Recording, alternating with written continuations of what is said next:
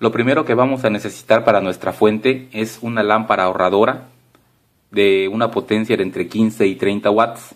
Tenemos que abrirla para extraer el circuito que viene adentro y para ello debemos cortar sobre la línea donde está unida la base con la lámpara. Y para ello podemos usar una pequeña sierra manual y cortar sobre la línea, o si la tenemos, una herramienta eléctrica igualmente cortando sobre la línea de unión. También necesitamos un transformador flyback, el cual podemos extraer de una vieja televisión de los modelos antiguos que traían cinescopio, y vamos a necesitar identificar entre los pines de abajo cuál es el que corresponde al primario y la conexión neutra o tierra. La salida de alto voltaje es muy fácil porque corresponde al cable rojo que viene en la parte superior del flyback. En el video que está apareciendo en este momento en la pantalla nos enseña cómo identificar estas conexiones. Una vez la lámpara ha sido abierta, debemos de cortar 4 cables. Tenemos 2 en este extremo que conectan hacia el tubo, los cuales cortamos con una pinza, y hay otro par en el otro lado que igualmente debemos de cortar.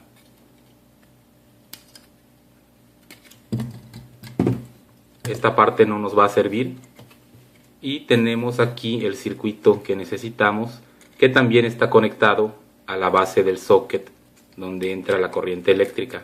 Igualmente vamos a retirar los 2 cables que tenemos allí.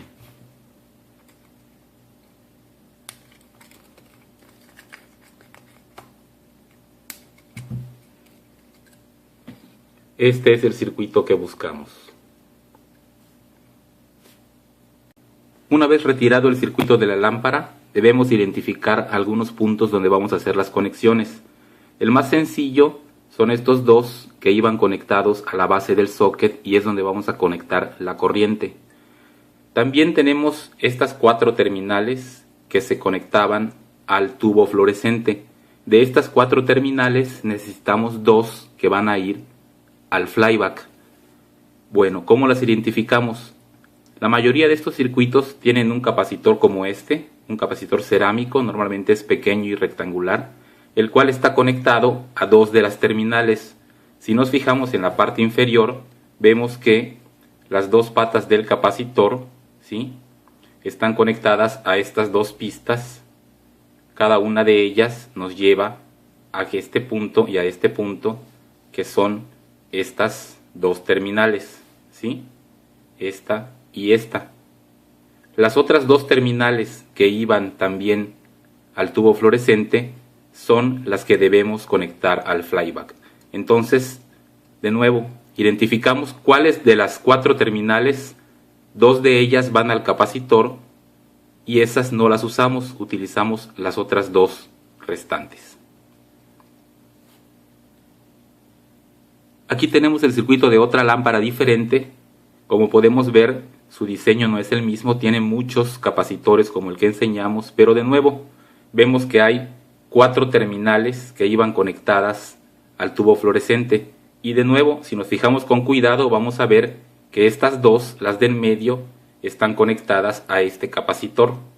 Si vemos la parte inferior, aquí está el capacitor y estas son las 2 terminales a las cuales se conecta. Y en este caso, las que debemos conectar al flyback son las terminales de la parte de afuera. La fuente de alto voltaje ya está completa. Podemos ver cómo hemos conectado los cables de alimentación a una clavija y los 2 pines que van al primario del flyback. Y ahora vamos a verla funcionar.